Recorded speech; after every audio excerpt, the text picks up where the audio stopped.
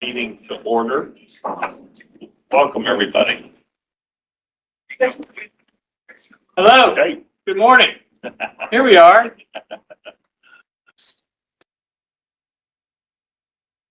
so with us this morning, we have Kristen Glazier and Seth White. So if you'd like to approach the podium, tell us what's going on. We know a little bit of it.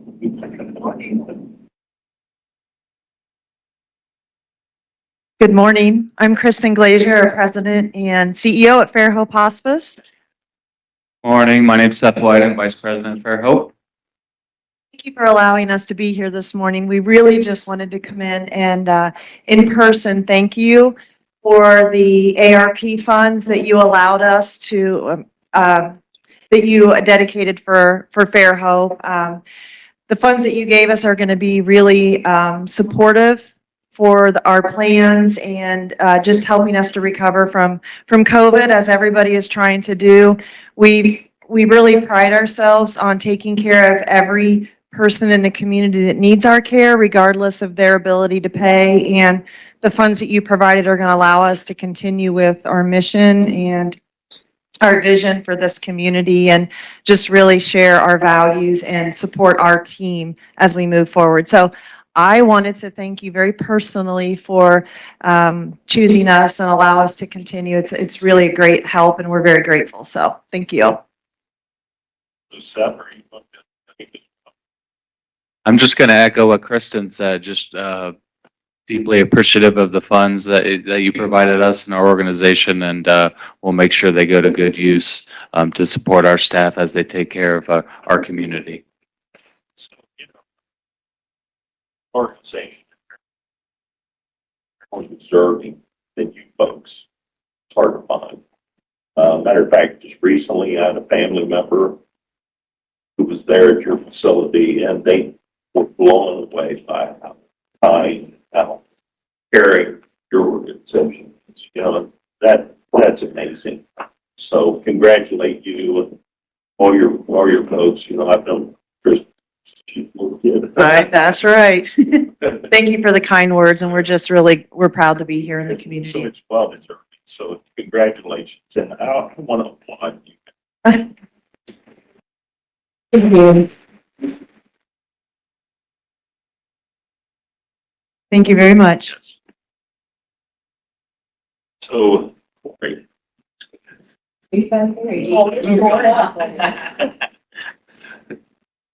Corey, Director of JFS, you're going to give us an update, Corey. Yes, thank you very much for having us this morning. As you said, I'm Corey Clark, JFS Director, and I also have with us this morning our senior leadership team. And you will be hearing from a couple of those members, Sarah Fortner and Krista Humphreys, here in just a couple of minutes. I wanted to start out and introduce this year's report to the community. Everybody should have that in front of them. We do this annually because one of the things that occurs to us is that we talk a lot about new programs that we're offering and how we think those will impact the community and the people who can benefit from those. But we don't often get a chance to then talk about how they impact people. So this report contains a lot of statistics and also some success stories, so you can get an idea. This is almost the before and after of the programs. When we come up and talk about what the programs are going to be and how we think they're going to impact, this really starts to illustrate how they impact people in the community. So you can look through this at your leisure, and there's a lot of good information in there, a lot of statistics, and a lot of success stories for each of the departments.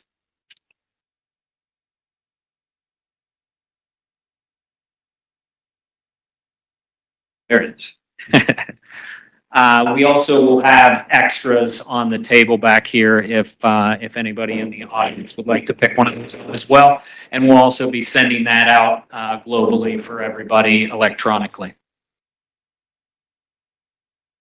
All right. I also wanted to just quickly touch on the efforts with Post. As you know, Post is closing, Post Consumer Brands. They are closing here shortly. On the last day for employees is October 4th. Our OMJ staff has been, our Hymens job staff has been working very closely with Rick and the Workforce Center team to work with those staff. About 160, 161 employees at Post will be laid off at that time. And so Post, I really can't say enough about the access that they've allowed us to have to their staff during this transition and towards the end of their employment there. So just to give you an idea, 2 weeks ago, we were on site to provide information sessions, and we did a handful of those to make sure we hit each of the different shifts that they have. And that was just providing general overview of all of the services that are available to them. Then came back the next week to do workshops on resume writing and interview techniques. And then next week, we will go back to do mock interviews. So we kind of gave the workshop on how to do interviewing, and then we're going to put that, kind of put it to the test next week, mock interviews with them, and also have open office hours where they can come in and meet with staff individually to talk about their resume, give them some more tips on how to do those. And one of the things that I think is really cool, because when you think about employees who have been with this business, some of them 20 years, 25 years, and the, probably the stress that would come along with trying to find a new job after all of that time. And a lot of us, if we were in that situation, we wouldn't know exactly how to go about looking for a job, how to do a resume, how to format a resume, and things of that nature. So we want to take that stress off of them. And one of the things that we're doing to do that is that we have a QR code that they can just scan with their phone, or we can give them a paper handout as well if they're more comfortable with that. But then they just answer simple questions about their employment background and their education, and then we take care of formatting that resume for them. So with the QR code, they can literally just answer questions into their phone, hit submit, and that goes to our staff, who will format that for them, email it back to them, print it out on resume paper, and mail it to them so they have hard copies, and they'll be all ready to go for September 16th, which is really the big event, the job fair that we're having on site for the Post employees. We already have more than 20 employers, local employers, signed up for that. A lot of manufacturing employers who are anxious to talk to them about making that transition. So we believe that there will be quite a few of the staff who will go right into another job, maybe in manufacturing, maybe in another area. We will also have other people who want to start a new career, and we'll be there to help them with that. If that involves training, we can help them with that training and really just guide them along the way, one-on-one, to make sure that they're going to be successful in their career transition into that next position. Rick, did you want to share anything? Just that Post is great to work with. A lot of companies will just kind of pump the brakes and just say, okay, come in and talk to our employees once we're done. They have this every shift. The first meeting, it was 6 a.m. to 6 p.m., 6 different meetings throughout the day. OUL even came out to talk about training opportunities. And I was at the Workforce Center end of last week, and I saw some person that looked familiar, and it was one of the employees came to the Workforce Center because they wanted to see, if they could sign up for classes at OUL. So it's pretty cool to see that all kind of come back together. And the other thing is, a lot of the employees don't live in Fairfield County. There's about 50 from Fairfield, 60 from Perry. So Perry County Hymens jobs have been coming, and they're working hand in hand with us. It's on the east side. We get a lot of people from Perry County. So for our job fair, we're looking at companies. There's folks from Zanesville that come down here. So we're bringing companies from around the area. Most gave us a list of the zip codes of all their employees, so we can target employers that way. So it's not just going to be Fairfield County, it'll be other employers. So, just can't say enough about the OMJ team, staff, all the work they've been doing, that. The leadership at Post is just like, wow, we just can't believe how much you guys are doing for it. So feel good for what you guys do. And we also want to make sure that, that they're aware that even though their last day is October 4th, that won't be the end of our interaction and the assistance that we can provide. That can go on for months, or as long as they possibly need. There's no deadline to that. So we will continue to work with them as long as they need that. We also got the state to send a couple unemployment representatives down here to work at the LMJ to this place to help them get unemployment processed. So Which were a lot of the initial questions that they had were surrounding unemployment. So it was good to have them available. All right. I am going to turn it over to Sarah Fortner, our Deputy Director for Protective Services.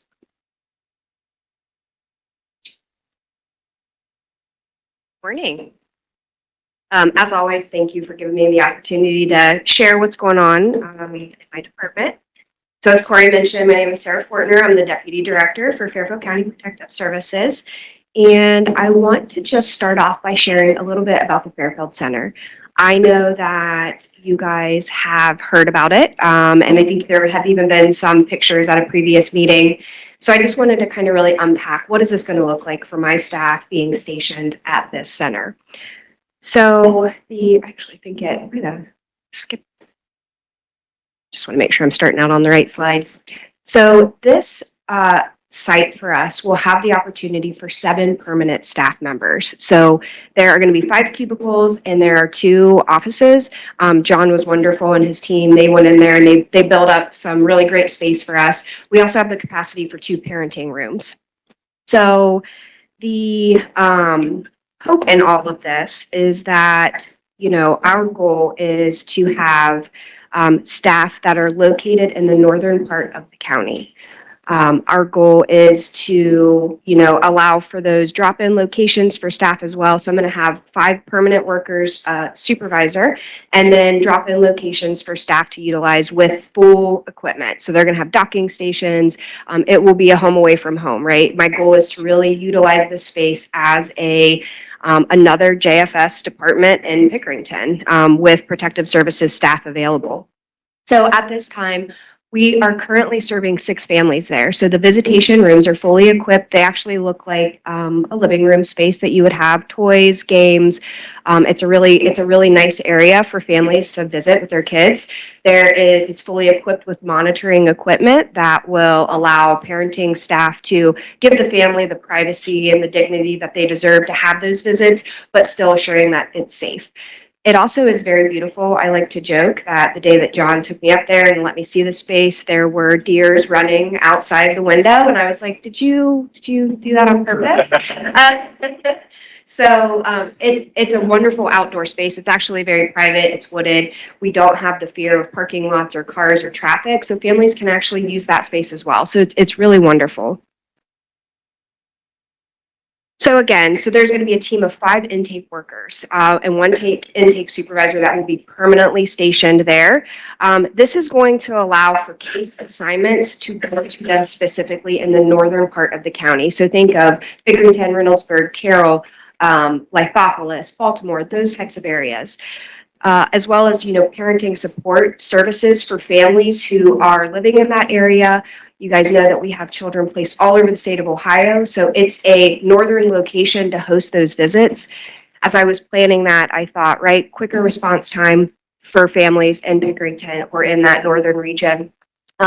We then have the opportunity to partner better with Pickerington Police, also our collaborative partners that we have in that area, the schools. I know that I met with Pickerington Police and they are very excited at the thought of us having a location there for them to collaborate with us.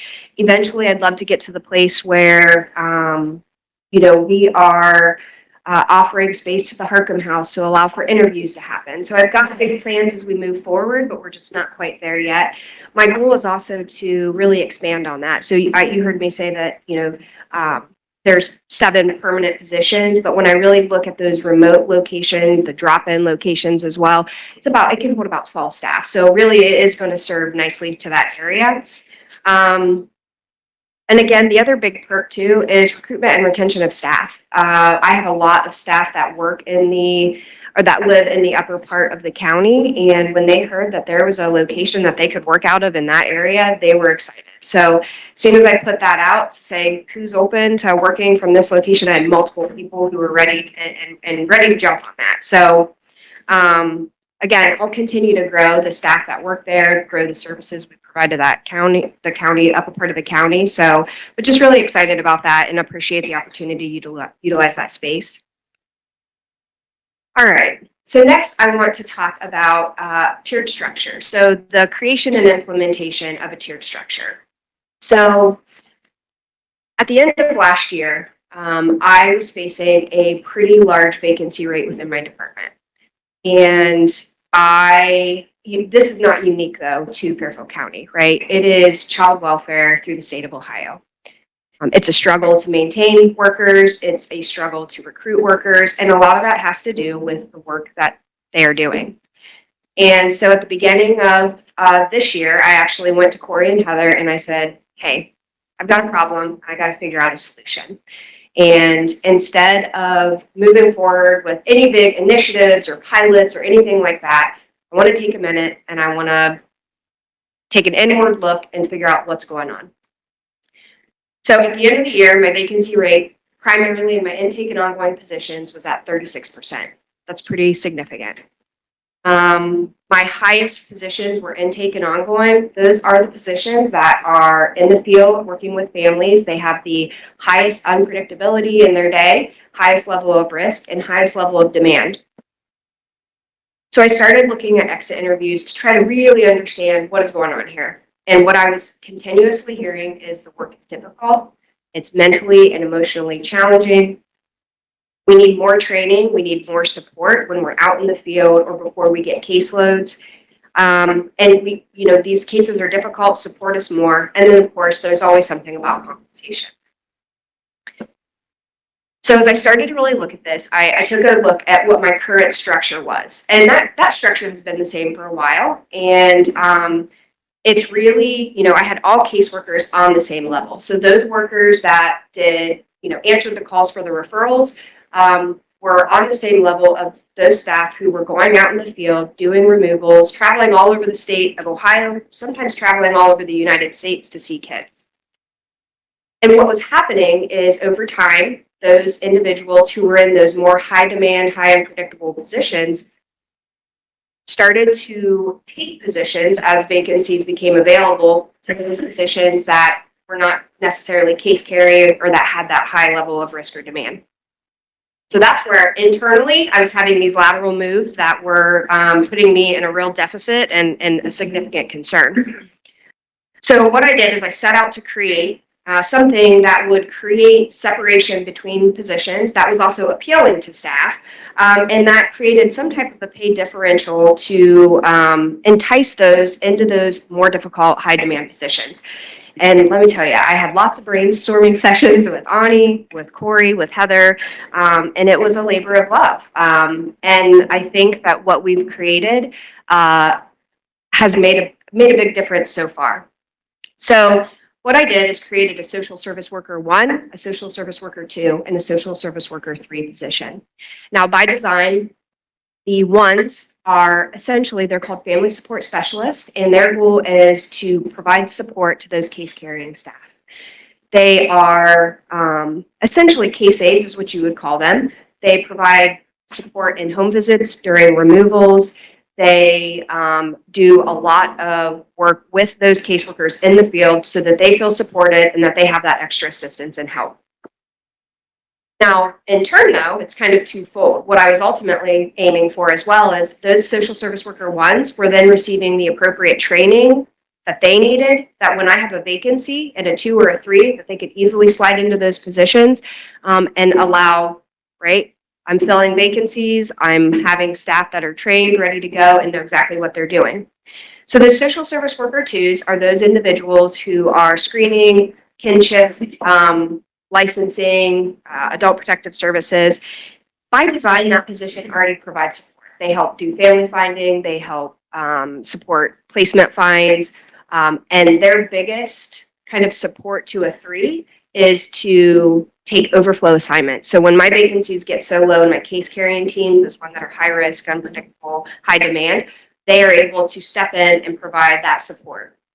So now my threes, right, they kind of got the better end of the deal because they were able to then have individuals who were consistently going out with them, providing support in the moment, in the field, also though back in the office, providing support with regards to all that collateral that we have to do, calling people, getting medical records, working with the community to provide what best services are needed for families.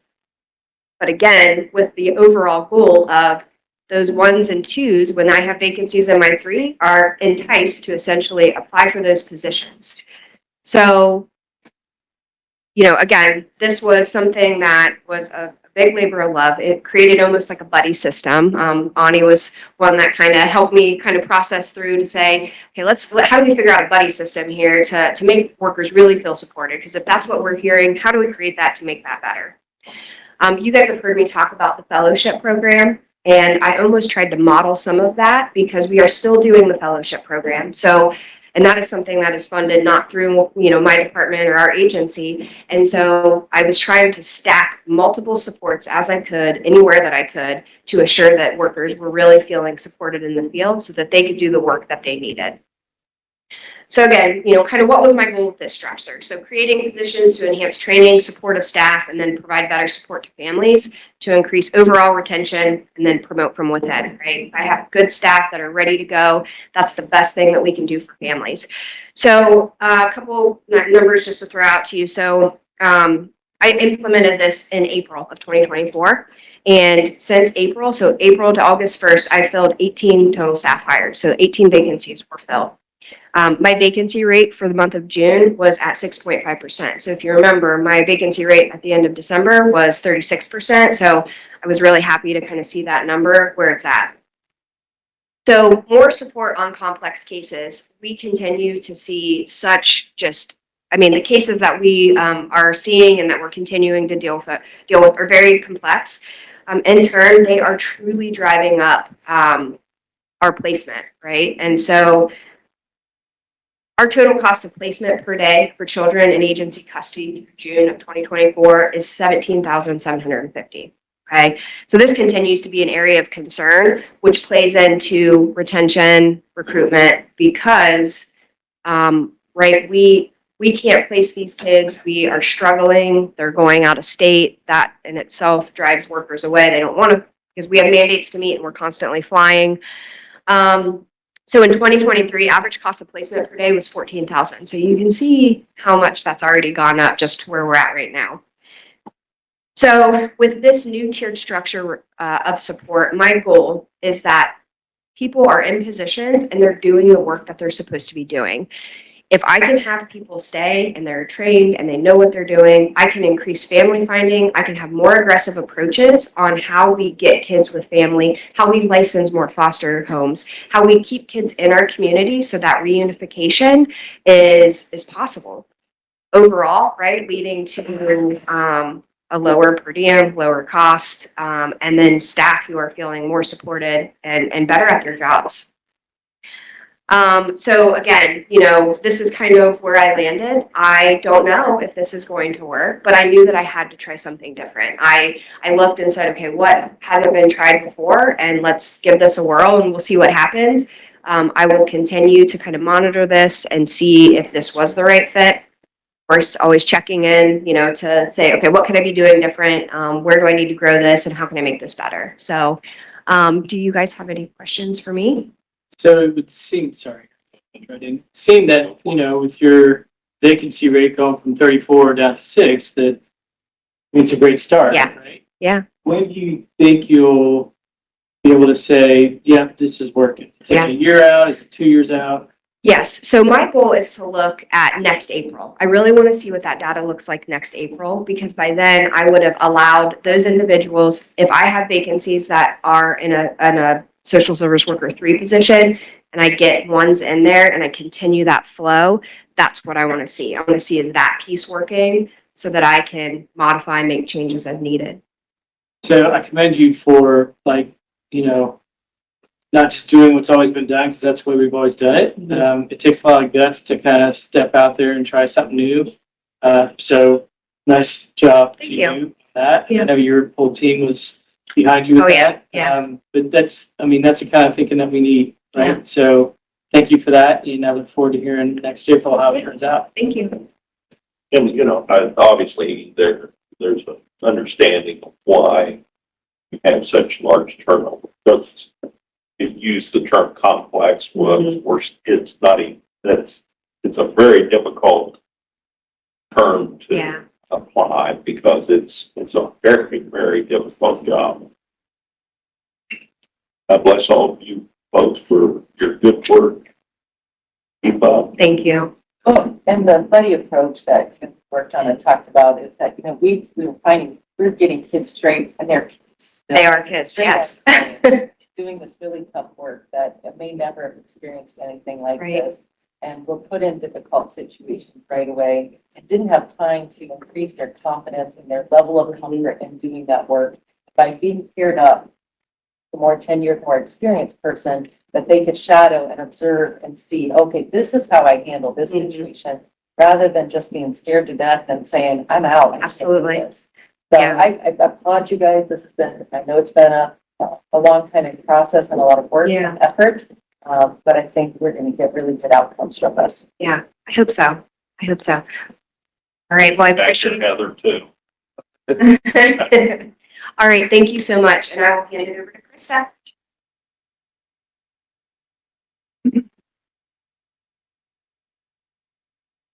Morning, thanks for having me too. I'm gonna change the topic a little bit and talk about SNAP food assistance. We got a couple kind of big issues at the moment and then a few changes I want to talk about coming October. Yeah, I work the clicker properly. We're seeing a large increase in our fraud cases. Usually when we come up and talk about fraud, we're talking about, customers committing fraud. This is a little different. This is criminals, people stealing, skimming benefits off the food card.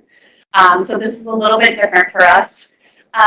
This is when a fraudulent device is put onto the card reader at a grocery store, a convenience store, anything like that. When the customer slides the card, it steals that card information along with the PIN number that they put after it. So we're seeing kind of a large increase in this over the last couple years. The state of Ohio is really kind of looking into it, but we're still seeing it as a really large issue, especially in Fairfield County. Lots of benefits have been lost. From October of 22 until August 2nd of 24, the state of Ohio has replaced $4.2 million of food assistance. That's a lot of money. So 8,517 Ohioans have been affected, many of those in Fairfield County. In our county, we've replaced over 70,000 of those benefits. Right now, the rule says that we can replace 2 months of issuance. So depending on how many months potentially somebody got their benefits stolen, we can only replace 2. So right now we're seeing an increase of our elderly population that are getting their benefits stolen. And so one couple, just for example, had almost $3,000 stolen off of their card. They don't typically get that much in food assistance because of COVID. They had banked up kind of that extra money, and we're saving that amount to cover when the food went back down. So that couple that I talked about only gets $23 a month. So we were only able to replace $46 of their almost $3,000 that was replaced. If I'm able to add a little bit to that, because I was aware of what's going on, I think you had 70 cases I don't know if that's an exact number or not. Yeah. That this fraud occurred, and I talked to the director of JFS about this, and I said, why isn't the state of Ohio using a chip Yeah. in the card? Yeah, that too. And his answer was the federal government does not allow it.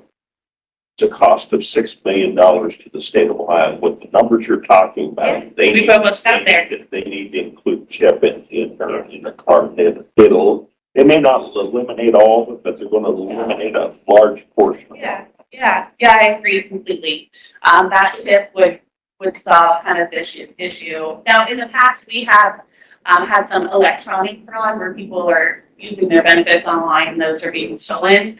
But the increase that we're seeing now is that actual kind of chip or that scanner that's in there. So yeah, we've almost reached the amount that we could replace. It's real easy to duplicate that magnetic strip. Yeah, we just, locally, we just had one, found at a local grocery store too. So that's where we're seeing kind of our increase. So anybody that used their card, at that specific place is getting kind of skimmed now currently. So that happened just at the beginning of the month, and we've had over 80 reports of those benefits being skimmed. So, and more coming in every day because of that. So they'll just kind of continue to do that. The big issue. There are a couple things that customers can do, and we're trying to kind of push that message to protect those benefits. Of course, customers, when they're going to slide their card, should kind of give it a wiggle, give it a check to make sure there's nothing kind of on there. Create a PIN that's unique to them, change their PIN monthly. So that way, if their card has been compromised, if they change it before their reload date, they can potentially protect their benefits. And then also the state of Ohio is endorsing an app that lets people download, check their usage, check their reload dates, and also lock and unlock their card. So they could potentially lock it, unlock it when they're going to the grocery. That way it doesn't let anybody else kind of access that information. So we're trying to share that. We've been sharing that on our social media and kind of pushing that out. We just had some flyers printed up and we're handing those out just to try to get that information out there. Still SNAP, but changing topics a little bit. In October, we have a few changes that are coming to the agency. This one I think is pretty significant. The income guidelines for SNAP are changing. So right now they're at 138% of the FPL, and as of October, they're going up to 200%. So that does a couple different things for us. One thing it's supposed to do is help employers kind of promote that self-sufficiency by getting income. So that's the goal. It allows maybe customers to take on additional benefit or additional hours at their work, or take a promotion or a higher paying job without the threat of losing their benefits. Before I've been here, we've talked about kind of that benefits cliff where they get earned income and then the food kind of completely drops off. Increasing the limit will kind of allow kind of an off ramp, so their benefits will slowly decrease instead of that big cliff that we talked about before.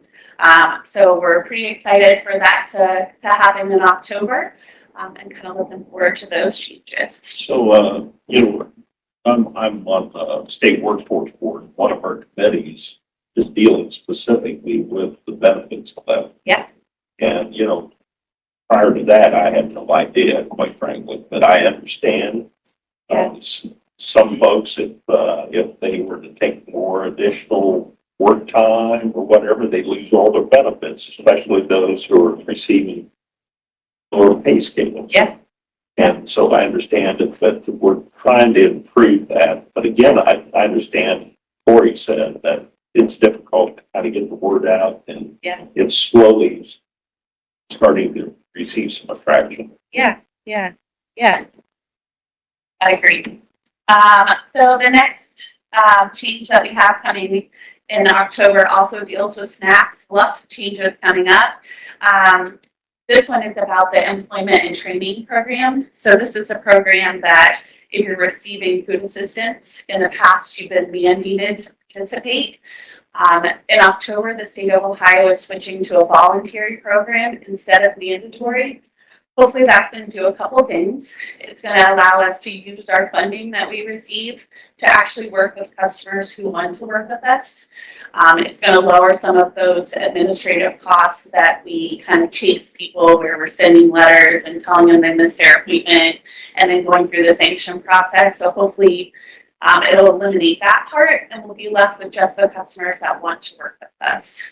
Now there are a section of people that are still going to have to participate in something, and those are able-bodied adults without dependents. So they'll still have to participate in something to receive their benefits.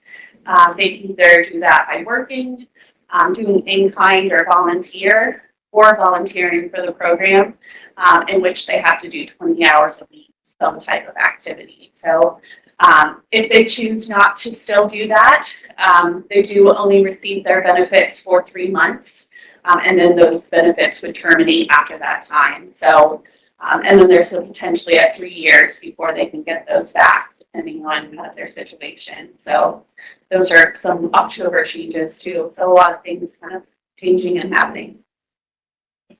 Questions? Yeah. Perfect work. Keep up the good work. Thank you. Thank you. Next. Yeah. Yes. How does Heather get away without having to come to the microphone? Sure, she'd be happy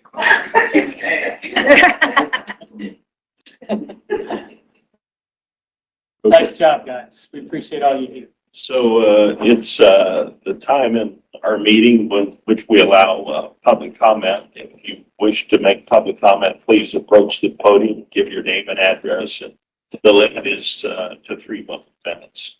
Who would like to be first, right?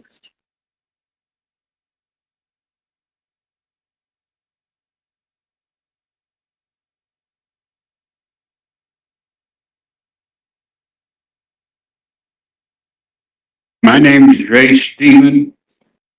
I've moved to Fairhope, not Fairhope, but to Primrose out here on 188. But I do want to comment about Fairhope, which I'm not going to say privileged to use when my wife's dead, but I did receive help that I probably cannot adequately express. Judy was very uncomfortable in the hospital under the circumstances there. But at the moment she moved to Fairhope on a Wednesday afternoon, within an hour, she was very peaceful, taken care of by caring people. Now, Fairhope has a large audience because our pastor very adequately told us that was where we should go. And many people, and this is a church that's outside this county, and probably about 70% of the people in that church are out of this county, and here the pastors we have express their service. And I know it was peaceful for Judy for the last 2 days of her life.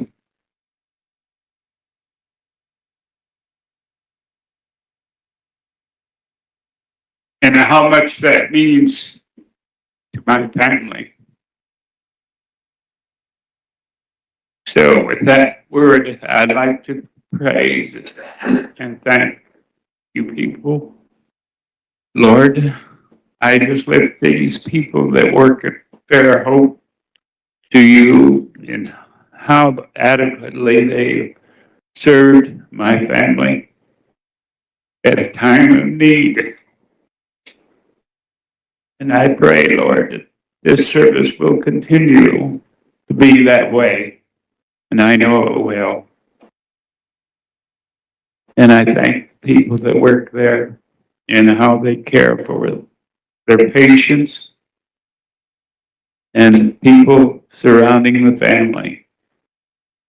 And I pray, Lord, that you guide and direct this body to continue to help others through the services that they serve in this county and other counties around.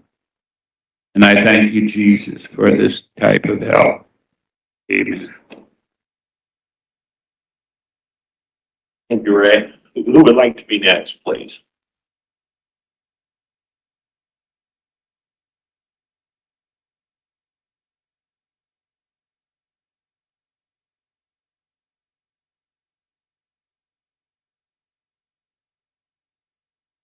Morning, Sherry Pimer, 3464 South Bank Road.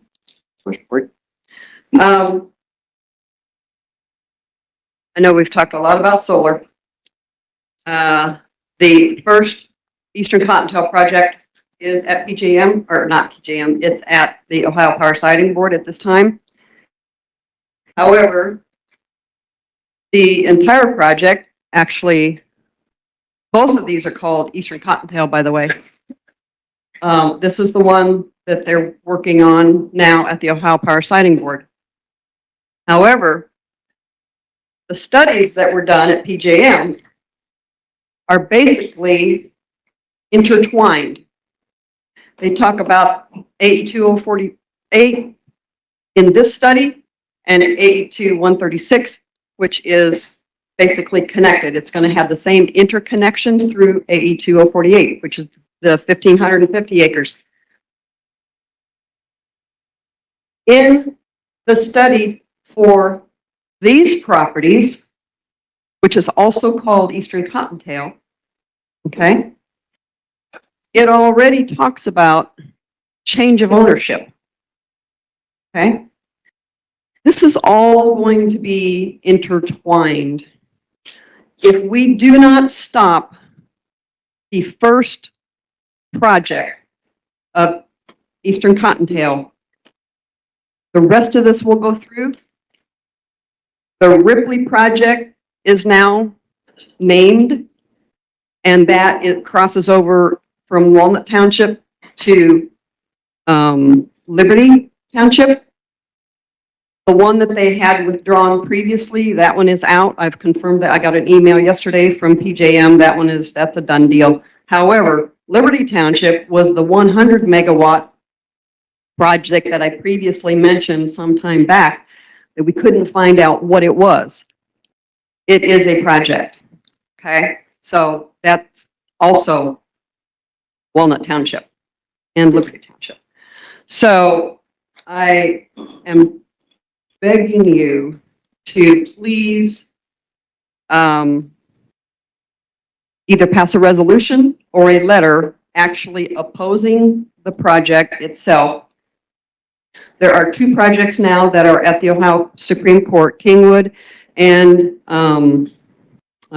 Fraser, or not Fraser, Birch Solar, okay? So whatever happens there, those won't be cited until next year. Also, there have been some mistakes made in their studies. Those have been caught.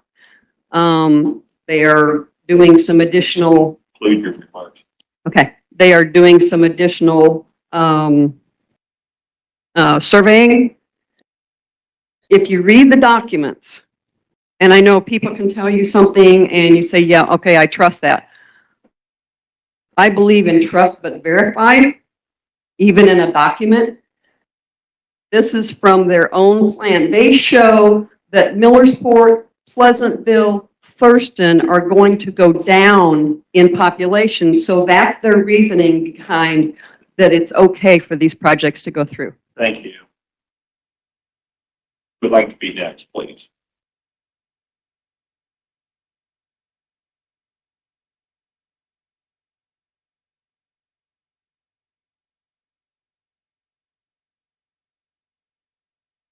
Good morning. Stephanie, Habitat for Humanity, Southeast Ohio. I am excited, not only that we have such great services here in the county, but that we partner with many of them in different ways. So we will be doing Project Playhouse here at the end of September on the 26th at the Workforce Center. Such a great resource here in the county. I love it. We are excited to see the completion of some of the renovations they're doing, but also just be in that space. We do a lot of events there, and it's just such a great resource from the workforce development in this county and the things that they're doing. So thank you, Rick, and your team for such a great resource. But also Fairhope Hospice is helping build our presenting sponsors Playhouse that day of the event. So it's just another way that we partner with several of the organizations here in the community. It's not something that they would necessarily be able to do by sponsoring one, but they want to be involved. And last year they built a crowd communications playhouse. So it's important to us that we continue to partner in the community with all different kinds of organizations in different ways. And, you know, how that continues through here. It's the only way that this community gets better. So that's all I wanted to share. Thank you.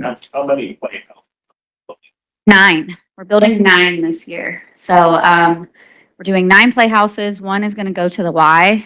That's, I think, the only organization we have. Kiwanis will do that one.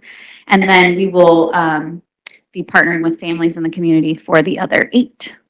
So what's the cost of, The Playhouse to sponsor is $3,000. This is our largest fundraising event. So all the funds from this event go towards services and things that we do here in the community, whether that's toward the house or. So the presenting sponsor is 5, and then the other 8 are 3. And then we have some supply sponsors. So our presenting sponsor is Sherry Looney and the Loon Crew with Howard Hanna. That's our presenting sponsor for the event. And then we have several returning, like Park National Bank, Kiwanis. We have Crowd Communications. A lot of these, this is their 4th year doing it. This is also the 4th year we've done it at the Workforce Center. And then we have several supply sponsors as well: Fairfield Medical Center Foundation, First Ohio Title, Rotary Club of Lancaster. So it's a great way, again, getting tons of different organizations involved. Yeah. Thank you. the Rick, you'll be able to handle them? Okay. Oh, yeah. All right, very good. Any other public comment at this time? Seeing none, moving on to Lake. Bonnie, welcome back. Thank you. Thanks to the team for doing a great job in my absence. I appreciate that. My document went away for a second. Here we go. All right, so a couple week in review items to share with everybody. Did get information from the State Employee Relations Board, also known as SERB. They released their latest edition of the Cost of Health Insurance Report. And in late July, they did provide that information. The report is the result of surveying Ohio's public employers regarding health insurance plan design and cost to governments. There were 2 notable high-level findings in the report. Medical premiums are growing faster than wages and faster than inflation, which we have seen here in Fairfield County.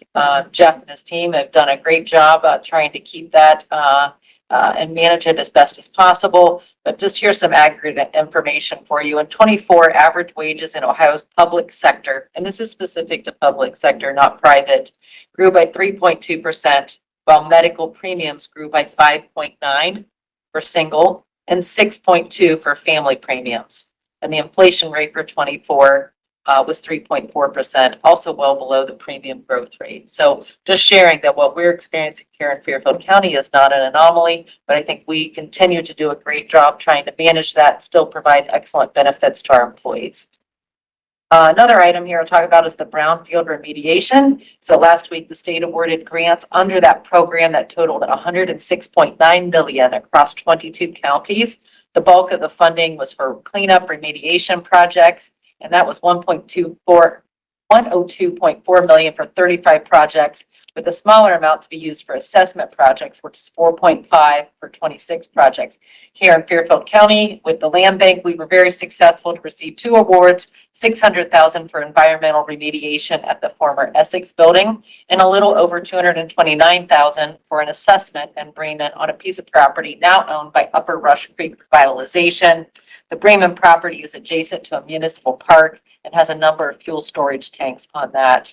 We also have a third application pending for fuel tank removals in Fairfield Beach that we believe and are hopeful is still under consideration. So Michael, Jill, would you like to add anything to that? No, I think you covered it pretty well. The 3 projects are the main 3 that we have right now under the brownfield. And for the EPA purposes, a brownfield is just something that either has or they suspect it might have some sort of environmental issue that keeps it from being developed. The $600,000 grant is on the Essex building, and that the future use of that will be housing at the city of Lancaster. So Thank you for your work on that, Michael. Appreciate it. Highlights of resolution. The review packet does contain a list of administrative approvals. Excuse me, and there are 18 resolutions on the agenda for the regular voting meeting. A couple of resolutions of note for that. A resolution to appropriate from unappropriated for capital improvements. This is not for the general fund, but is in the capital improvements fund there, 3435. A resolution from the county auditor's office to approve an engagement letter for preparation of the 2024 ACFR financial statements by Auditor of States Local Government Services, a resolution for the approval of the salt barn contract with Greystone Construction Company, and another resolution to approve the notice to commence, and a resolution from the Health Department and another from the Sheriff's Department to approve the 2025 CFLP Law Enforcement and Solid Waste Enforcement Grant applications to the CFLP Solid Waste District. And then lastly, a resolution to approve change order number 1 to the Pleasantville CDBG Pick and Looper Street improvements. And this change order is for an extension of the contract completion date. The notice to proceed was delayed by all parties due to specific requirements, and those delays were in stormwater improvement construction that must be completed before paving could proceed. Bart, do you have any budget update? No updates this morning. All right, thank you. Rochelle, calendar review and invitations received, please. Thank you. The County Commissioners Association of Ohio Summer Symposium is this Wednesday through Friday, August 21st through August 23rd at the Hocking Hills State Park Lodge and Conference.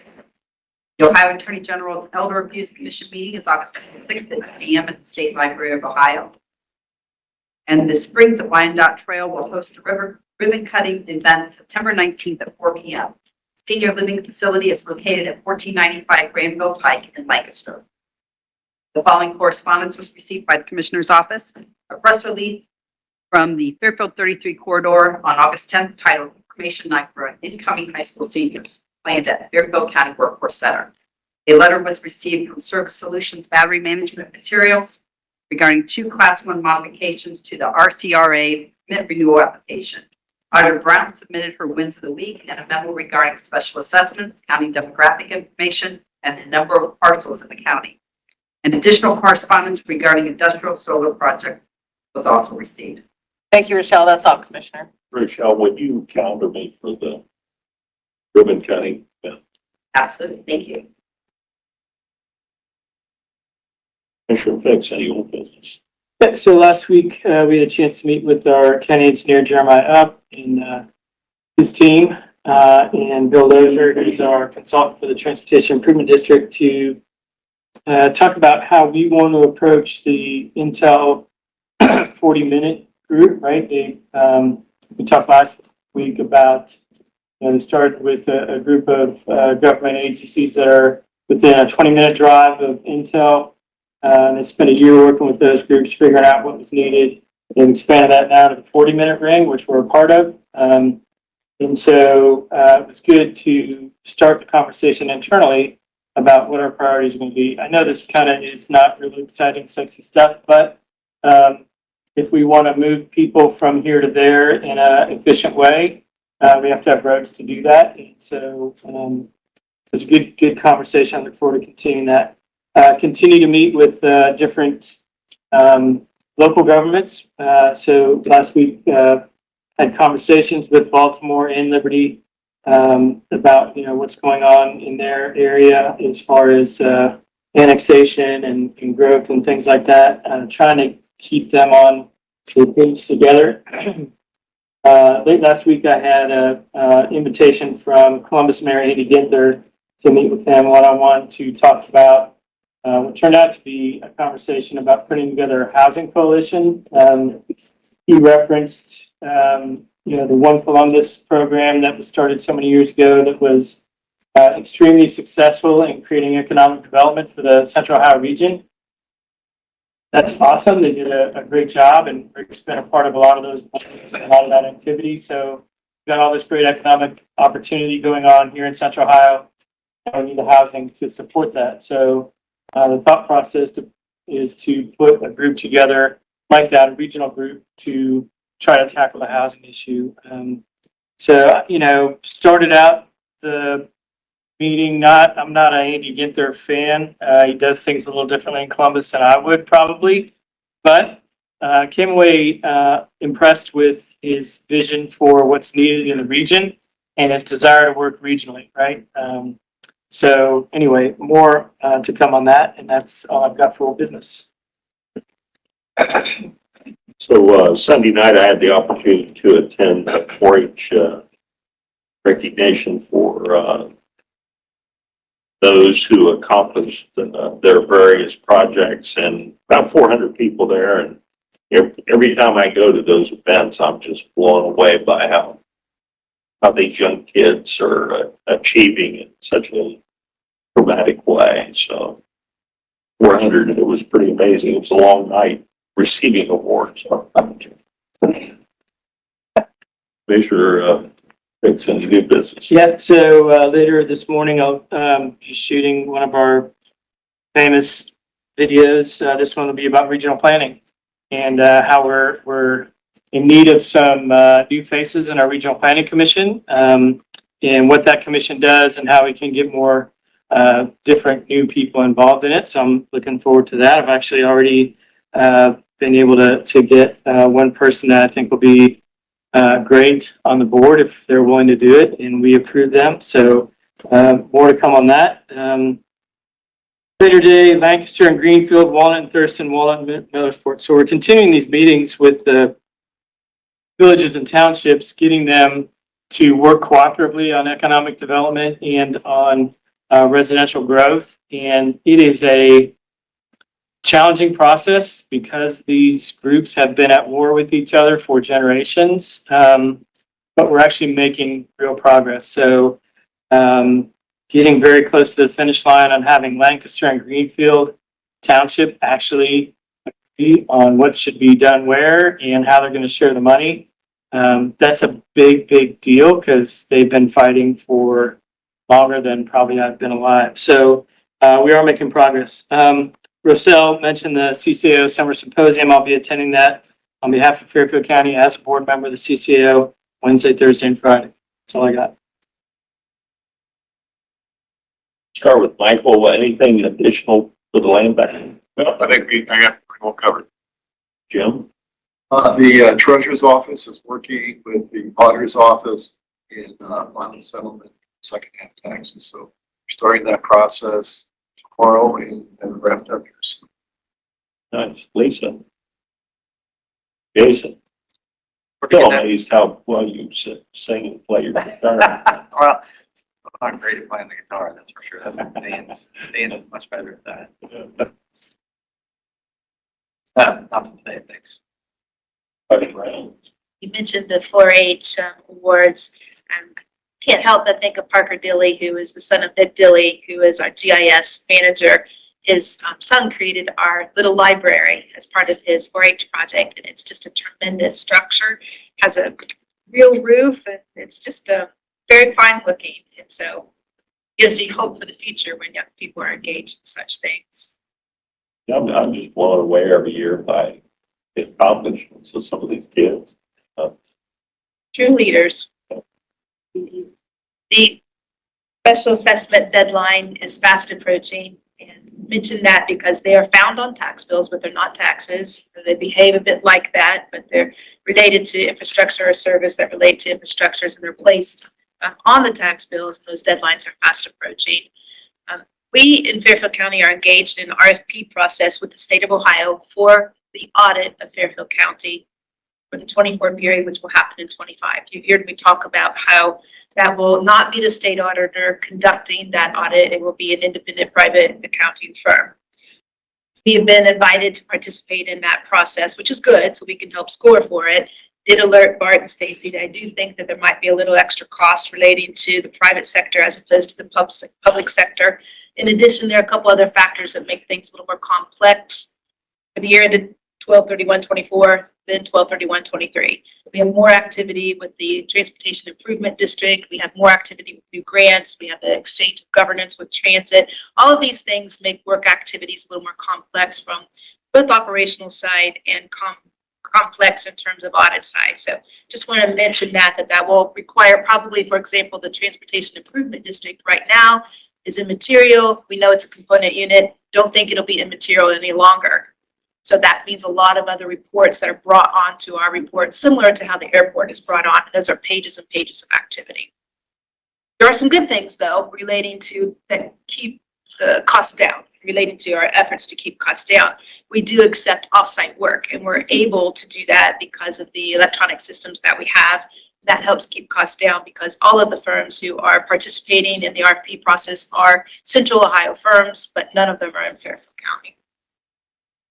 Also want to mention Robin Balthaser and Crystal Walker attended the agricultural conference this past week, really enjoyed themselves, but I asked them what were the things that they found out to be quite interesting or what did they learn new. I go, give me two. So here's the two I got. The first was that Ohio is known for its Swiss cheese production. So much that it's more than half of the nation's Swiss cheese production is in Ohio. So that was interesting to me. And then also they mentioned the Workforce Center and its connection with agricultural trades, which I hadn't heard that particular bend in the past. And it was the Eastland Career Center who brought that up in their conversation. These things inspired weights and measures folks and the superlatives that they're going to be presenting at the end of the month to various agricultural businesses were inspired by these conversations. Also want to mention that the payroll drop-in meetings are going very well. Want to say thank you to the payroll team and also to Beth Seifert with DD. I mentioned Christina Nolan from EMA last time. I wanted to mention Beth Seifert this time from DD because she too has had a very sophisticated and nuanced approach to some of the processes. I just want to thank her for her contributions. JFS's community report, very impressive. It's readable, it's colorful, it's qualitative, it's quantitative, and I'd like to put a view on our counter. I just think it's terrific. And then finally, I just want to mention the Serving Those Who Have Served conference, which is in September 26th. Market calendar. We're going to try to do some registrations this year because there was such a full participation last year. And we are approved by the state to provide continuing education to real estate professionals. In order to do that in an efficient way, we're probably going to have to take our SVPs to kind of build that efficiency. That is September 26th, and it is at the Fairfield Center this year.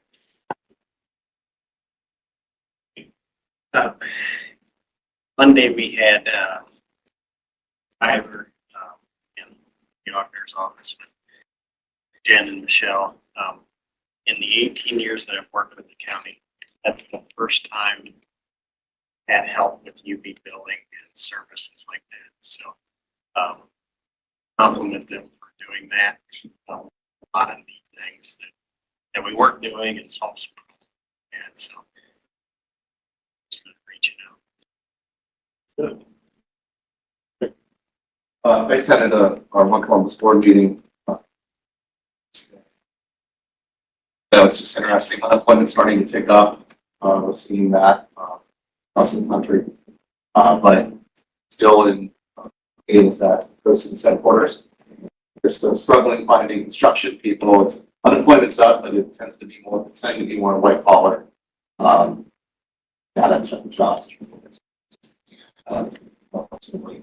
Going into a lot of the jobs we're trying to push them into. So unemployment's going up. There's still a need for a lot of employees in manufacturing, healthcare, construction. The other thing is office space. We see amount of open office space throughout Central Ohio. large office buildings that leases are coming out, or large companies that leases are coming out in the office buildings. There's just a lot of concern with what's going to happen. We're in pretty good shape here. Fairfield County, we're a whole bunch of offices. We always had a shortage, so it's kind of evened out. But nationally, this is a whole issue we're trying to get out of this. That's What part of that has to do with the work at home model? Sure, that's contributed somewhat to that. yeah, I mean, cover my med building, it's built with furniture and COVID, and got done, and half the workforce working money. Again, thank you and Corey and staff and everybody for your work at Post and the employees there. Has to be a tough time. Some of these guys have been, guys and gals have been there a long time. It's a tough situation. Tough situation. Hey, John? I'm just happy to make Rick happy this week. So We have an official date on the HVAC, there you go. Okay. August 28th. So that's going to be quite an operation. There is some limited ability to watch. If you want to watch a helicopter drop almost 20 giant rooftop units on a building. Not trying. Place. Place in my building. Yeah. Is that why you're saying we could be in the building? That is the reason why no one can be in the building that morning. I was going cranky, but Rick was too quick there. Yeah, that's the official term. But yeah, it should go relatively quick, and we anticipate some of those being online pretty soon. So good news there. They've started painting out in the space out there, so really coming together. So with the Liberty Center, and you moved all those extra chairs, they needed a ball. Yeah, He needed a ball. that was pretty much every chair we had easily attainable to support that organization. It's it's quite a building to be able to use. Anything? Other than, thinking about Swiss cheese right now, thank you. I wanted to give props to Dave Guy from the auditor's office. He's been heading up this lot split application process. It involves representation from regional planning, the auditor's office, the engineer's office, the health department, utilities. And so just lots of coordinated efforts there. And so we're looking at making that process better for folks, citizens that have to go through it. And so just props to Dave for his leadership in that and that project as we kind of. Corey, anything to add? I think we've used our share. All right, please rise to your aid. One do the pledge of allegiance. And I pledge allegiance to the flag of the United States of America and to the republic which stands one nation under God, indivisible, with liberty and justice for all. Any announcements? I do have one announcement. There was a resolution received this morning that will be walked on from the floor. I will announce it at that time for your consideration.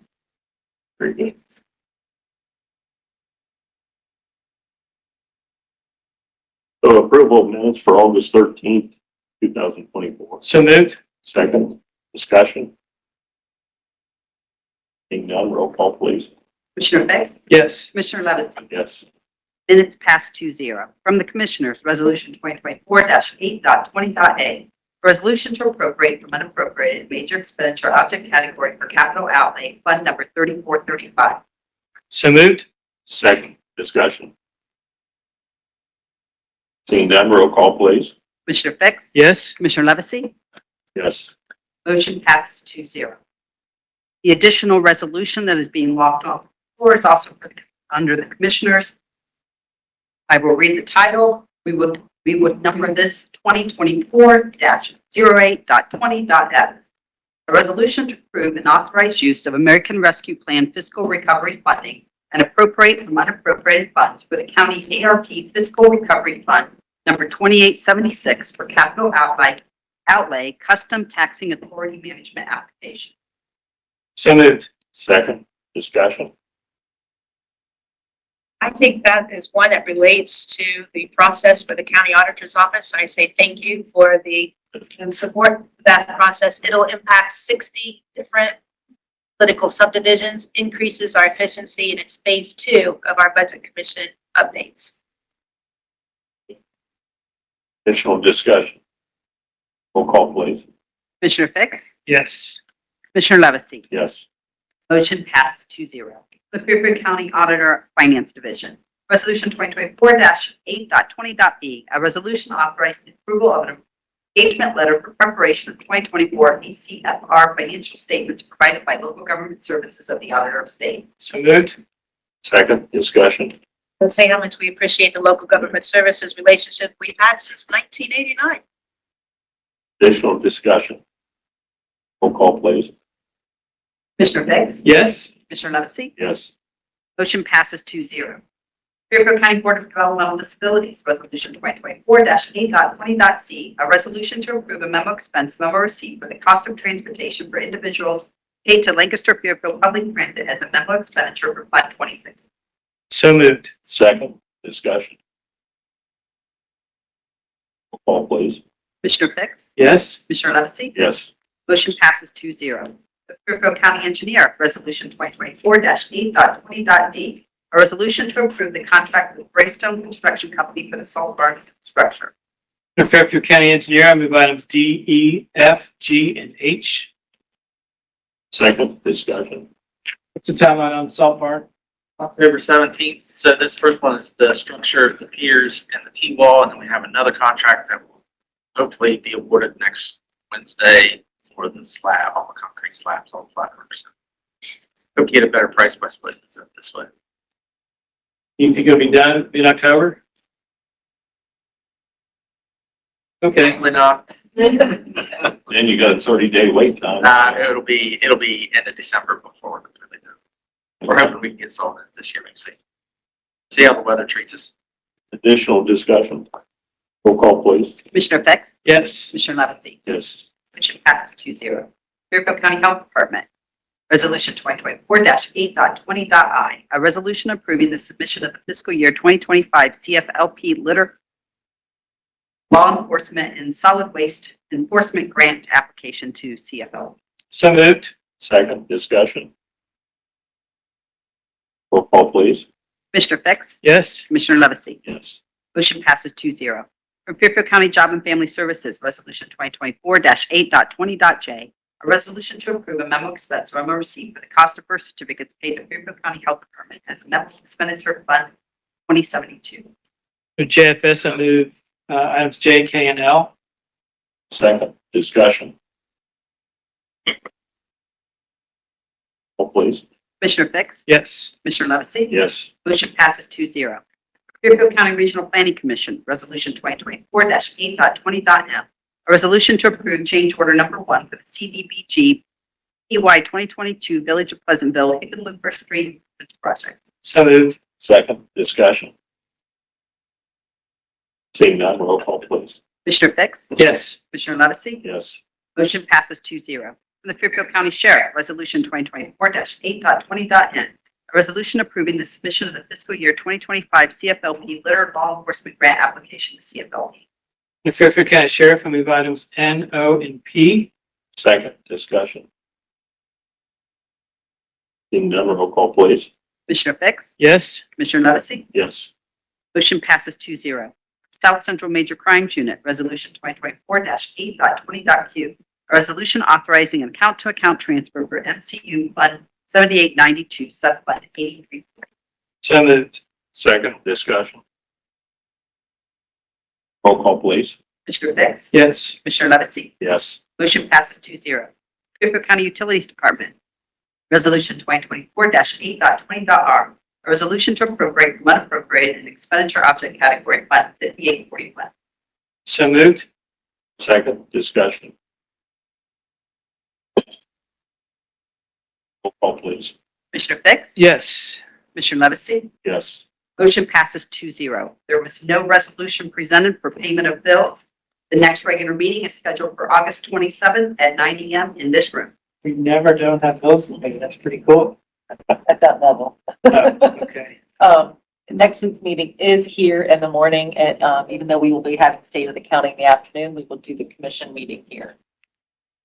Any other additional item to come before the Board of Commissioners at this time? I just want to make a comment. So we heard a couple times talk about how we're reacting to CW Post laying off a bunch of their workers. And I just think, our people are to be commended and we've done that, but it's just another great example of how Fairfield County goes above and beyond to really provide service to people in need, right? A lot of different counties have opportunities to do things like this, and some step up and some don't. And just really proud of our team for totally stepping up. So Corey, Rick, thanks to you and all your teams for making a big deal out of it and hopefully helping a lot of people out.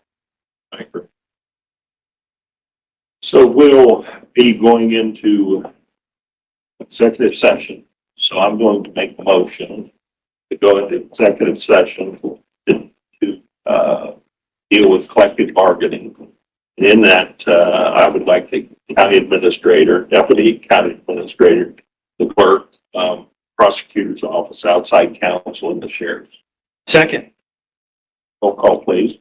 Commissioner Levesey? Yes. Commissioner Fix? Yes. Motion passes 2-0.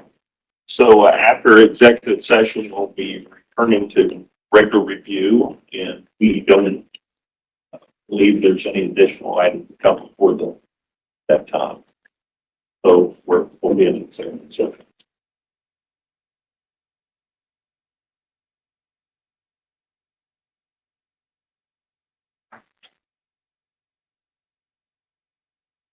Collective bargaining.